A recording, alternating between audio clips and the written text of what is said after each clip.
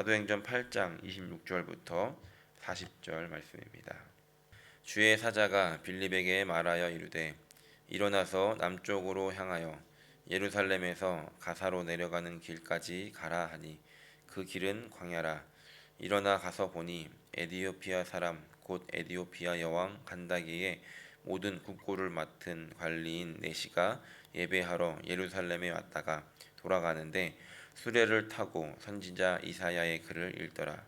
성령이 빌립더러 이르시되 이 수레로 가까이 나아가라 하시거늘 빌립이 달려가서 선지자 이사야의 글 읽는 것을 듣고 말하되 읽는 것을 깨닫느냐 대답하되 지도해 주는 사람이 없으니 어찌 깨달을 수 있느냐 하고 빌립을 청하여 수레에 올라 같이 앉으라 하니라.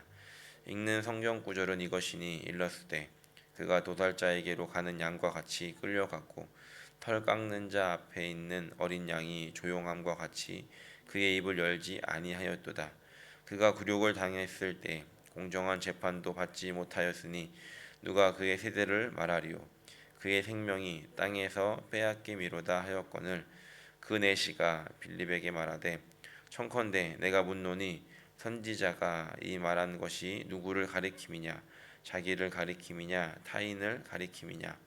빌립이 입을 열어 이 글에서 시작하여 예수를 가르쳐 복음을 전하니 길 가다가 물 있는 곳에 이르러 그 내시가 말하되 보라 물이 있으니 내가 세례를 받음에 무슨 거리낌이 있느냐. 이에 명하여 수레를 멈추고 빌립과 내시가 둘 다 물에 내려가 빌립이 세례를 베풀고 둘이 물에서 올라올세 주의 영이 빌립을 이끌어 간지라. 내시는 기쁘게 길을 가므로 그를 다시 보지 못하니라. 빌립은 아소도에 나타나 여러 성을 지나다니며 복음을 전하고 가이사랴에 이르니라. 아멘. 우리가 사도행전을 말할 때 성령행전이다라고도 부릅니다. 그 이유는 이 사도행전 전반에 흐르는 이 말씀의 내용들이 성령의 인도하심을 따라서 어떻게 하나님의 복음이 전해지고 있는가, 성교가 이루어지고 있는가를 담고 있기 때문에 그렇습니다. 오늘 말씀은 보다 더 자세하게 성령께서 어떻게 일하고 계신지를 알 수 있는 내용이 기록되어 있습니다. 오늘 말씀에는 두 사람이 등장합니다. 빌립이라고 하는 사람과 또 에디오피아 여왕의 국고를 맡은 내시가 등장합니다. 이 사람의 이름은 알 수 없지만 굉장히 높은 지위에 있었던 사람이라는 것을 또 알 수 있습니다. 오늘 읽은 이 본문을 통해서 오늘 우리는 세 가지를 생각을 해보려고 합니다. 빌립의 모습을 통해서 한 가지, 그리고 내시의 모습을 통해서 한 가지, 그리고 그 가운데 일하시고 또 나타나신 하나님의 역사를 함께 생각을 해보려고 합니다. 먼저 26절을 이렇게 시작합니다. 주의 사자가 빌립에게 말하여 이르되 일어나서 남쪽으로 향하여 예루살렘에서 가사로 내려가는 길까지 가라 하니 그 길은 광야라. 주의 사자가 성령께서 빌립에게 말씀하십니다. 남쪽으로 가라. 빌립이 지금 하고 있는 이 사역을 보면 사마리아에서 사역이 굉장히 성공적이었습니다. 그래서 사도들도 왔고 또 그곳에 성령이 임했고 많은 부흥의 역사들이 일어나고 있는데 갑자기 하나님께서는 이 잘 되고 있는 이 사마리아 지역을 빌립에게 떠나라고 말씀하십니다. 그리고서 보내신 곳이 오늘 읽은 말씀처럼 예루살렘에서 가사로 내려가는 길로 가라는 것이었습니다. 이 지역을 지도에서 보면은 이동 거리가 한 70km 정도 됩니다. 저희 교회에서 기도원까지 한 70km 정도 되거든요. 그러면 뭐 이렇게 그렇게 가까운 거리는 아니라는 걸 알 수 있습니다. 그러면 빌립이 뭐 타고 갔을까요? 네, 자동차를 타고 가진 않았겠죠. 그러니까 걸어갔을 것입니다. 그러니까 아무 생각 없이 걸어가면 한 15시간 정도 걸어가야 됩니다. 그리고 말씀을 보면 그 길은 광야다라고 이야기를 합니다. 그러니까 가는 길에 뭔가 볼거리가 있는 것도 아니고 또 쉽지 않은 이 광야길을 걸어가야 했다는 겁니다. 고생길입니다. 그러면 거기에 도착하면 뭐가 있는가? 도착해도 뭐가 없습니다. 거기에 뭐 다른 도시가 있다거나 아니면 거기서 어떤 일들이 있게 되거나 이런 것이 아니라 그냥 성령께서 빌립에게 이야기했던 거는 그냥 가라입니다. 가서 누구를 만나든지 아니면 가서 어떤 일들을 행할 것이다라고 말씀하시는 것이 아니라 성령께서 주셨던 말씀은 그냥 가, 이거였다는 것이죠. 이런 상황에서 가는 것이 쉽지 않았을 것입니다. 아마 저 같았으면 성령님 맞습니까? 라고 물어봤을 것 같습니다. 그럼에도 불구하고 빌립은 순종합니다. 27절을 보면 일어나 가서 보니 라고 시작합니다. 지체하지 않고 바로 일어나서 갔다는 것이죠. 사마리아가 잘 되고 있는데 이 잘 되는 곳에 머물지 않고 가라는 말씀에 왜인지도 묻지 않고 그리고 이해되지 않는 그 길을 갔다는 겁니다. 우리가 26절에서 27절을 이렇게 바로 넘어오지만 사실은 이 말씀 안에는 열 몇 시간을 걸어온 그런 상황이 생략되어 있습니다. 그러니까 굉장히 시간이 오랜 시간이 지나서 말씀이 연결되는 것을 알 수 있죠. 그리고 가서 봤다라고 합니다. 뭘 봤을까? 멀리 수레가 지나가는 것을 보게 됩니다. 그러니까 이 수레는 좀 일반적이지 않았을 것입니다. 왜냐하면 이 에티오피아에서 온 이 내시가 그 고위 관리였기 때문에 그래도 좀 화려한 수레이지 않았겠습니까? 그리고 외국에서 왔기 때문에 일반적인 모습은 아니었을 겁니다. 빌립이 그 광야로 내려갔을 때 멀리서 웬 수레가 가는 것을 보고 저건 또 뭔가 이러고 있을 때 성령께서 29절 말씀을 보니까 성령이 빌립더러 이르시되 이 수레로 가까이 나아가라라고 말씀하십니다. 우연히 그곳에서 만났죠. 그런데 성령께서는 거기에 가까이 가라는 겁니다. 가까이 이제 가서 같이 옆에 걷고 있는데 그 안에서 성경을 읽는 소리가 나는 겁니다. 그러니까 그냥 소리가 아니라 성경을 읽는 소리. 빌립이 이제 얼마나 놀랐겠습니까? 외국에서 온 소리가 있었고 그 안에는 딱 봐도 누가 봐도 외국 사람이 타고 있는데 그 사람이 성경을 읽고 있었다는 겁니다. 그것도 속으로 읽지 않고 소리를 내서 읽고 있었으니까 빌립이 알았겠죠. 그래서 빌립이 묻습니다. 30절을 보면 빌립이 달려가서 선지자 이사야의 글 읽는 것을 듣고 말하되 읽는 것을 깨닫느냐라고 또 묻습니다. 그러자 31절을 보면 이 내시는 대답하되 지도해 주는 사람이 없으니 어찌 깨달을 수 있느냐 하고 빌립을 청하여 수레에 올라 같이 앉으라 하니라라고 빌립을 청하여 앉게 됩니다. 그리고서 이제 놀라운 역사가 시작이 되죠. 우리는 이 상황 속에서 이 말씀 속에서 한 가지를 깨닫게 됩니다. 그것은 무엇이냐면 우리가 순종함으로 하나님의 일들을 행동하게 될 때 하나님의 역사를 보게 된다는 겁니다. 때로는 우리가 생각지도 않은 일들, 원하지도 않은 그 길로 하나님이 보내실 때가 있습니다. 복음을 증거하는 일들도 그렇겠지만 어떤 일이나 어떤 사업이나 또 우리의 가정이나 또 우리의 주위에 일어나는 여러 가지 삶의 여정 속에서 하나님이 그렇게 말씀하실 때가 있더라는 겁니다. 그리고 그 길을 분명히 하나님이 말씀하시는 것 같은데 우리의 이성적인 생각으로 생각해 보면 가면 고생길이고 가도 뭔가 있을 것 같지도 않은 성공이 보장되어지지도 않은데 하나님이 주시는 마음은 가라 이쪽으로 인도하실 때가 있더라는 겁니다. 오늘 빌립도 마찬가지였다는 것이죠.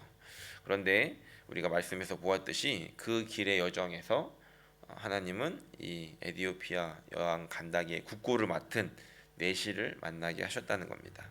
내시라고 하는 사람에 집중하면 별거 아닌 것처럼 보이지만 나라의 국고를 맡은 사람이었다는 것에 집중하면 이 사람의 영향력이 얼마나 컸는지를 우리는 알 수 있다는 것이죠. 이 광야길 한복판에서 이 사람을 만나게 될 것을 어떻게 알았겠습니까? 그런데 빌립이 순종하니까 일어나서 가서 보니 그 사람이 있었고 놀라운 일들을 경험하게 되더라는 겁니다. 순종이라고 하는 것이 만들어내는 결과는 우리의 생각 또 우리의 예상을 뛰어넘습니다. 물론 그 순종하는 길을 가는 것은 쉽지가 않다는 것이죠. 하지만 우리가 하나님 말씀에 순종을 해본 사람은 그리고 이 결과를 경험해본 사람은 또 순종을 하게 되어 있더라는 겁니다. 왜냐하면 나의 순종은 크지 않은 작은 순종이었지만 그 순종을 통해 하나님 일하심을 보게 됐을 때 우리는 하나님과의 신뢰가 쌓이게 되고 또 하나님의 이 역사를 경험하기 때문에 이 순종을 통해서 하나님을 경험하고 또 경험했던 하나님을 통해서 또 순종하게 되고 또 순종이 하나님을 경험하게 되고 또 하나님의 순종의 말씀에 순종하게 되는 그러니까 이런 좋은 그 선순환이 일어나게 되어진다는 것이죠. 우리의 믿음의 성장, 우리의 믿음의 어떤 그 여정의 시작이 어딘가, 그것은 바로 순종에서부터 시작되는 것을 우리는 알 수 있습니다. 바라기는 오늘 이 하루 순종을 통해서 놀라운 하나님의 일하심을 경험하는 복된 날이 되시기를 예수님의 이름으로 간절히 축원합니다. 두 번째는 이 첫 번째가 이제 빌립의 모습을 통해서 봤다면, 두 번째는 이 내시의 모습을 통해서 우리 또 한 가지를 깨닫게 됩니다. 내시는 이 예루살렘에 예배를 드리러 왔습니다. 그리고 수레를 타고 왔죠. 그리고 다시 수레를 타고 집에 돌아갑니다. 그럼 에디오피아에서 예루살렘까지 거리는 얼만큼 됐을까요? 4,600km 정도 됐다고 합니다. 그러니까 감이 너무 멀어서 감이 안 오잖아요. 그러니까 시드니에서 퍼스까지 3,600km거든요. 그러면 3,900km. 그러면 예배를 드리러 퍼스까지 갔다가 이제 위에 동네까지 한 번 더 가야 되는 굉장히 먼 거리죠. 만약에 그렇게 예배를 드려야 된다라고 한다면 많은 사람들이 뭐 종교를 좀 다시 바꾸려고 생각을 하지 않겠습니까? 그런데 이 사람은, 이름조차 기록되지 않는 이 사람은 그 먼 거리를 여행을 했다는 겁니다. 아마도 그 뭐 자주 올 수 있는 길이 아니기 때문에 평생에 한 번이었을 그런 여정을 떠났던 것입니다. 이 내시가 에티오피아에서 출발할 때 어떤 마음이었겠습니까? 나도 가서 예루살렘에 한번 가보고 싶다. 이 성전을 한번 가보고 싶다. 이런 마음을 갖지 않았겠습니까? 또 우리는 이런 질문을 던질 수 있죠. 아니 도대체 이 사람은 어떻게 그럼 하나님을 알았는가? 이 솔로몬 시대까지 가보면 이 이스라엘이 아주 잘 나갔을 때 이 에티오피아와 교류가 있었습니다. 그때부터 시작됐을지 않을까라고 추측을 하는데, 다행히도 그때 이제 70이력이라고 하는 헬라어로 번역된 성경이 또 있었습니다. 아마도 이 내시는 그 성경을 읽고 있었을 것 같습니다. 어찌되었든 이 먼 거리를 여행한다는 것, 그리고 그 여정길이 지금처럼 잘 돼 있는 길도 아니었고, 뭐 수레를 타고 간다라고 하지만 뭐 얼마나 좋았겠습니까? 뭐 리무진 같은 그런 건 아니었겠죠. 굉장히 그 헌신이 필요하고 결단이 필요한 여정이었다는 겁니다. 그 열정이 이를 예루살렘으로 오게 했는데, 그러면 예루살렘에 와서 뭐 예배는 제대로 드렸을까? 사실 예루살렘 성전은 이방인들에게는 예배를 허락하지 않습니다. 예루살렘 성전이 그 당시에 굉장히 화려했는데, 이 이방인들이 들어갈 수 있는 곳은 성전 이 안에 이방인의 뜰이라고 하는 거기까지만 들어갈 수 있고, 메인 이 성전은 들어갈 수가 없는 것입니다. 어떤 느낌이냐면 퍼스에서 그 리어카라고 하죠. 이거를 끌고 시드니까지 와서 시드니 순복음교 예배가 좋다더라 왔는데 주차장까지만 오고 여기 못 들어오는 겁니다. 이런 느낌인 것이죠. 지금 이 에티오피아에서 왔던 내시는 이런 상황이었던 겁니다. 그러니까 또 거기 가 있으면 누가 봐도 이방인이지 않겠습니까? 아프리카에서 왔으니까. 콧대 높은 유대인들이 뭐 얼마나 뭐 친절하게 안내를 해줬겠습니까? 쟤가 왜 온 거야? 이러면서 아마 사람들이 대놓고 무시를 했을 것입니다. 그러니까 에티오피아에서는 높은 관리였지만 예루살렘 땅에 와서는 정말로 철저하게 무시를 당하는 상황이었다는 것이죠.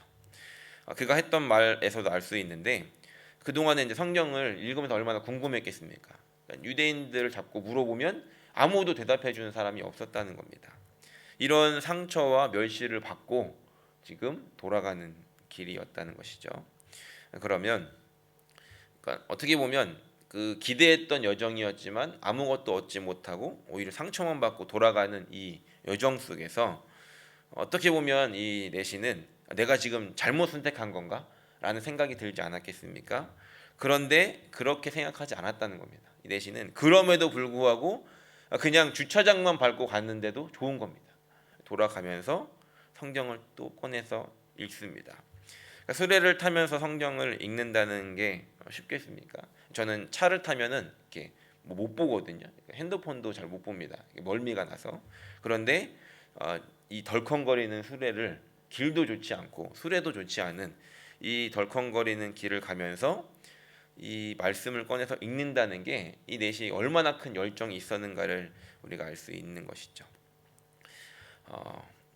단순히 그냥 어떤 뭐 종교적인 열심이 아니라 이 사람 안에는 진짜 이 진리를 그리고 하나님을 만나고 알고 싶은 갈급함이 있었다는 겁니다. 그런 열정이 그를 이끌었고 또 인도하고 있는데, 하나님이 어떤 분이신가? 하나님은 이렇게 하나님을 찾는 사람에게 나타나시는 분이라는 겁니다. 그 열심과 그 열정을 하나님은 그냥 두시지 않는다는 것이죠. 이스라엘 땅에 와서 사람들에게는 멸시를 당하고 무시를 당했지만 하나님은 이 사람을 기억했다는 겁니다. 그래서 이 집으로 돌아가는 길, 아무것도 얻지 못하고 그냥 이것밖에 얻은 것이 없다라고 생각하고 돌아가는 이 돌아가는 여정 속에서 하나님은 빌립을, 사역을 잘하고 있는 빌립을 데려다가 순종할 수 있는 그 사람을 찾으셔서 데려다가 이 수레 옆으로 붙이셔서 이 빌립이 이 말씀을 그 말씀을 읽는 것을 듣게 하시고 수레에 올라타게 하셨다는 겁니다. 하나님은 어떤 분이신가? 하나님은 간절히 찾는 이 사람에게 분명히 나타나시고 만나주시는 분이라는 것을 우리는 알 수 있습니다. 예전에 고등부 사역을 할 때 학생들이 물어봅니다. 하나님이 진짜 있냐고 많이 물어봅니다. 여러분들도 이제 그런 질문이 좀 있으시지 않습니까? 그러면 이 친구들이 하나님 정말 있냐고 이제 물어봅니다. 그럼 하나님 정말 만날 수 있냐고? 그러면 당연히 만날 수 있지라고 대답을 해줍니다. 근데 자기가 이렇게 얘기를 해요. 하나님을 찾아봤는데 하나님 안 만나 주십니다. 라고 이야기를 합니다. 그러면 제가 다시 물어봅니다. 얼만큼 하나님을 찾아봤냐? 열심히 찾아봤다는 겁니다. 그러면 이제 실제적인 그 예를 들어주죠. 너 핸드폰 잊어버렸을 때 핸드폰 찾듯이 그만큼이라도 하나님을 찾아봤냐라고 질문을 던지면 대답을 잘 못합니다. 그러니까 핸드폰 잊어버렸을 때 그 열정만큼도 하나님을 안 찾아보고 하나님을 찾아봤다는 겁니다. 그러고서 하나님 안 만나준다고, 하나님 없는 것 같다고 이런 이야기를 하는 것이죠. 그러니까 실제적으로 하나님을 찾는 것 같지만 우리의 열심은 그만큼도 안 됐다는 것입니다. 그런데 정말로 하나님을 찾는 사람들은 하나님도 하나님 입장에선 더 만나고 싶지 않겠습니까? 간절히 구하는 자에게 하나님은 찾아오십니다. 오늘 이 4시가 하나님을 찾고 하나님은 그것을 기억해서 이 4시를 만나 주셨던 것처럼 오늘 간절히 하나님을 구하는 자들에게 하나님께서 찾아오시며 만나 주실 것입니다. 오늘 이렇게 하나님을 찾는 여러분들이 되시기를 바라고, 또 하나님께서 만나 주시면 경험하는 여러분들이 되시기를 예수님의 이름으로 간절히 축원합니다. 3가지인데 하나가 남았는데 시간이 없으므로 짧게 말씀을 드리면, 우리 말씀 속에서 하나님의 그 타이밍을 우리가 보게 됩니다.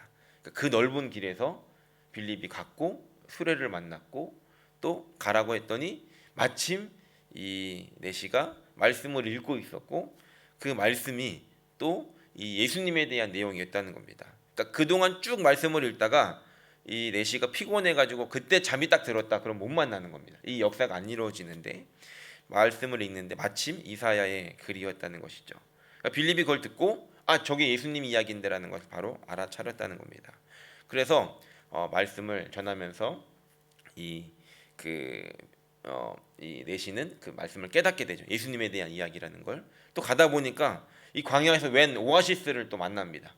그러니까 보니까 26절을 보니까 이렇게 기록합니다. 길 가다가 물 있는 곳에 이르러 그 4시가 말하되 보라 물이 있으니 내가 침례를 받음에 무슨 거리낌이 있느냐.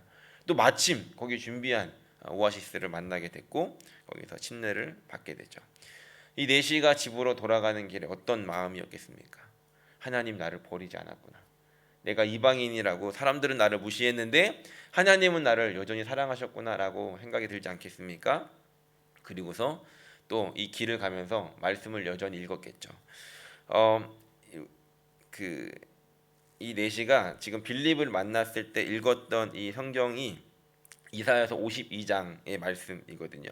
53장의 말씀인데 다시 이제 말씀을 계속해서 읽으면 어디로 가게 되냐면 이사야서 56장까지 이제 읽게 됩니다. 그러면 이사야서 56장에 가면 어떤 내용이 나오냐면 이제 고자에 대한 내용이 나오면서 이 이방인 또 이런 사람들도 결국에는 하나님 만나 주실 것이고 하나님을 찾는 이들에게 더 큰 은혜가 있게 되는 것을 기록을 해놨습니다. 그러니까 지금 이 4시는 거기서 침례를 받고 또 다시 말씀을 읽으면서 그 말씀을 또 만나게 되는 것이죠. 그러니까 하나님의 타이밍을 우리가 보게 되는 것입니다. 우리의 삶 속에 하나님 말씀에 순종하는 사람들, 또 하나님에게 열정을 가지고 나아가는 사람들에게는 하나님의 역사 속에서 하나님의 타이밍을 우리가 만나게 되고 그 가운데 하나님의 놀라운 기적과 은혜를 경험하게 되더라는 것입니다. 바라기는 오늘 이렇게 순종하는 사람들에게 그리고 열정을 가지고 나아가는 사람에게 하나님이 계획하신 이 시간 속에서 일하시는 주님을 경험할 수 있게 되는 오늘 그 하나님을 만나게 되는 저 여러분들이 되시기를 예수님의 이름으로 간절히 축원합니다.